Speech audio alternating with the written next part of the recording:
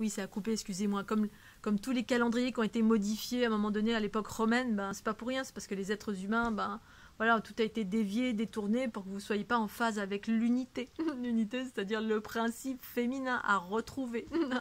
Les calendriers, alors effectivement, aujourd'hui, on peut souhaiter, moi je peux souhaiter n'importe quoi, je m'en fous parce que je sais ce que je célèbre la joie, la bonne humeur, mais pour moi, la joie, la bonne humeur, c'est tous les jours. C'est pas que Noël.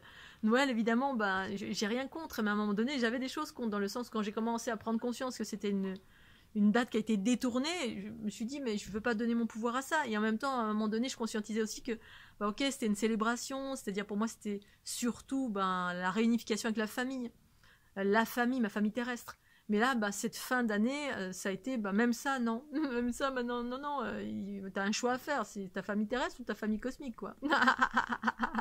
Ah bon? Et en même temps, bah oui, ok, c'est juste, parce que ça n'empêche pas l'amour. L'amour est là, parce que l'amour est pour toute chose. Mais il y a quand même des choix à faire à un moment donné. Et moi, aujourd'hui, c'était ça le choix. C'est je me choisis moi, ma famille cosmique, c'est-à-dire la part de moi qui est cosmique, hein, c'est pas un truc extérieur, c'est ce que je suis et ce de quoi je fais partie dans mes aspects les plus élevés, ou ou autre chose. Noël, le truc humain, là, tout le monde rentre dedans, le gros égrégore. Bon, ok, alors, bon, ok, là, pour moi, cette année, c'était ça le choix. Et ça n'empêche pas l'amour, parce que l'amour, bah, je l'ai toujours, mais y a des choix à faire quand même, maintenant. Voilà, il y a l'amour sacrificiel, on sait ce qu'on offre, on sait qui on est, je sais qui je suis, je sais ce que j'offre, et je sais que, bah voilà, bon, y a tout qui est en train d'être passé à la moulinette. Voilà, 21 décembre, effectivement, c'est le solstice. J'ai pris conscience de ces jours particuliers de solstice également, comme j'ai pris conscience quand je méditais tous les jours de façon intensive quand j'étais plus jeune, et je pense que je vais m'y remettre d'ailleurs. Eh bien, je prenais conscience de ces moments d'équilibre, hors les jours de solstice, hein, qui sont des moments où l'ombre et la lumière sont équivalents plus ou moins. Enfin là, c'était différent, parce que là, c'est juste un moment d'équilibre, effectivement, mais vous avez ces moments-là à l'aube et au crépuscule. C'est-à-dire, à un moment donné, quand je méditais, bah, toute ma conscience me réveillait automatiquement, boum, le matin à l'aube. Un moment pile poil entre l'ombre et la lumière, où je méditais, et c'était un moment où je m'équilibrais, où mon corps était en train de se rééquilibrer. C'est-à-dire où ma conscience était en train de s'émerger avec mon corps physique, et s'équilibrait. Et ça montrait vraiment qu'il y avait un moment précis, là aussi, comme des conjonctions entre l'ombre et la lumière, la nuit et le jour. Il y a des moments, en fait, tout est en train de s'équilibrer à tous les niveaux. Et bah, ces moments-là aussi sont des moments importants. Alors, enfin, maintenant, aujourd'hui, je sais pas, hein, mais il y a quelques années en arrière, quand je méditais, bah, ça me réveillait automatiquement. Donc, je méditais le matin à l'aube. Pendant très longtemps, j'ai fait ça. Et donc voilà, 21, 25, il y en a qui célèbrent Jésus. Jésus, bah, à un moment donné, alors... c'est des choses qui sont ce qu'elles sont, toute chose est ce qu'elle est. Elle a eu sa raison d'être pour chacun. Mais pour moi, à un moment donné, parce que quand j'étais jeune, c'était oui, à un moment donné, j'ai traversé ça, hein, j'étais vers voilà, des icônes aussi, etc. C'était un chemin, mais j'ai traversé pour aller vers des choses, vers ce vers quoi je suis aujourd'hui. Je ne me suis pas arrêtée. C'est-à-dire, c'était des choses qui m'ont amené vers, je ne me suis pas arrêtée. Et à un moment donné dans ma conscience, donc quand j'étais dans les croyances de Jésus, après c'était le Christ, après c'était le principe christique, j'ai dépassé la notion de Jésus pour aller vers ah oui, effectivement, le Christ. Puis après, le Christ, c'était quoi? C'était l'unité, ça voulait dire une notion d'équilibre. Bref, sortir des croyances en fait reliées à un individu, une histoire, à être dans la dévotion extérieure de quelque chose. Et pour autant, c'est un passage aussi qui est important, parce que ça nous amène vers nous-mêmes à un moment donné, ou pas, ou on reste dans la dévotion de. Ça dépend, mais cette dévotion nous a amenés vers, parce que voilà, souvent c'est ça doit nous amener vers soi. Et puis à un moment donné, ma conscience me disait voilà, Jésus, icône au service du patriarcat, icône créée au service du patriarcat.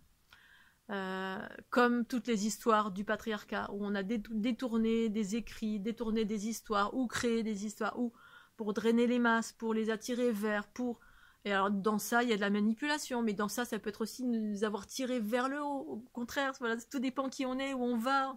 Ça nous appartient en fait d'être dans la dévotion, et puis de rester dans quelque chose où toute sa vie on est en dévotion face à la Bouddha, Krishna, on s'en fout, la déesse, Dieu, on s'en fout. parce que bah, c'est juste et parfait, ça nous tire quelque part. Mais parfois, on reste longtemps parce que certainement qu'on est en vacances, on n'a pas envie de se retrouver soi-même et puis de savoir qu'on est nous-mêmes la divinité incarnée. Et ensuite, le mot, c'est de la vie harmonieuse incarnée. C'est plus divin, parce que divin, ça relie encore un égrégore de Dieu, de déesse, de choses à l'extérieur. Parce qu'on a tellement créé et tellement eu de projections de plein de choses, particulièrement de Dieu, qui est le plus grand, pour moi, le plus grand égrégore de la planète. C'est pas pour rien que j'écris le livre Dieu le Père, c'est la déesse mère, parce que ça parle justement du plus grand égrégore de la planète pour moi.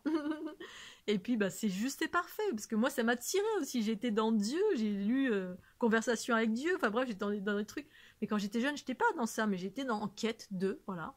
Et puis il y avait une part de moi qui était vraiment analytique, scientifique, et une autre part de moi qui était en recherche de quelque chose, une part de moi qui était extraterrestre, qui savait que je regardais tout le temps en me disant, mais qu'est-ce que je fais là? J'habite là-haut, moi, en fait.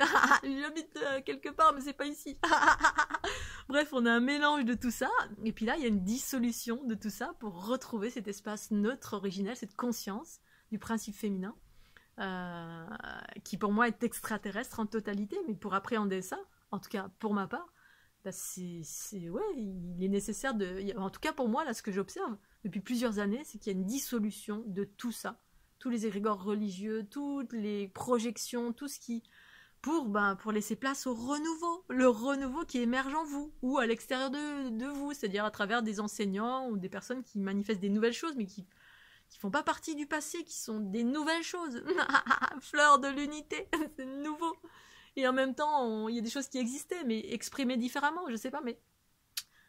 C'est ça, en fait, dissolution, mais en même temps, c'est pas renier, dissoudre, c'est remercier ce qui a été, remercier. Pour moi, tout ce que j'ai vécu derrière, Jésus, Dieu, Marie, Vierge Marie, n'importe qui, tout ça, je remercie. Ça a été des curseurs, ça a été des piliers, ça a été des espaces que j'ai suivis, où il y avait des petites sonnettes à chaque fois avec de la lumière dedans qui m'attiraient, et puis j'ai continué le chemin. Et puis là, il y a tout qui se dissout, en tout cas de ce que je vis depuis nombreuses années, et là ce que j'ai vécu encore hier. Des endroits où on peut, certaines personnes vont continuer à aller pour aller prier parce qu'il y a Omram, Mikhail Ivanov ou Blavatsky qui étaient là, alors on va aller prier, une belle énergie ici, on va aller prier ça, on va aller rendre hommage. Et puis d'autres qui viennent pour dissoudre. Parce que le renouveau est en train de tout dissoudre pour repartir à zéro. Mais voilà, ce zéro, il se fait en soi, ou et puis à l'extérieur, c'est pas grave, ça m'intéresse pas l'extérieur. Les projections dans le futur, j'en ai aucune idée comment ça va se profiler, ça m'intéresse pas, je vis profondément dans l'instant présent, et autant que possible dans la joie et la bonne humeur, et voilà. Et je vais m'arrêter là, et puis encore désolée pour toutes les personnes que je vais fâcher en racontant ce que je raconte, mais c'est mes expériences, c'est ma conscience. Elle est ce qu'elle est, je ne juge pas, je suis passée par tout plein d'espaces divers et variés, mais voilà, ce qui se passe à l'heure actuelle depuis de nombreuses années, c'est ça, c'est toutes ces dissolutions. En Inde, c'est ce qui s'est passé aussi, réinformation, dissolution, réinformation, rééquilibrage, mais surtout réinformation et dissolution. Quand je suis allée au mont Dharamshala, c'était pas pour être en dévotion face au Dalai Lama, mais c'était pour réancrer des nouvelles fréquences et aussi absorber et dissoudre certaines choses. Voilà, c'est ce que c'est. Les choses ont eu leur raison d'être, ont leur raison d'être encore, et auront encore leur raison d'être pour certains, et puis pour d'autres non. Ce renouveau qu'évoque l'ère du Verseau. Un renouveau. Allez, des gros bisous, et puis joyeux Noël. Bye bye.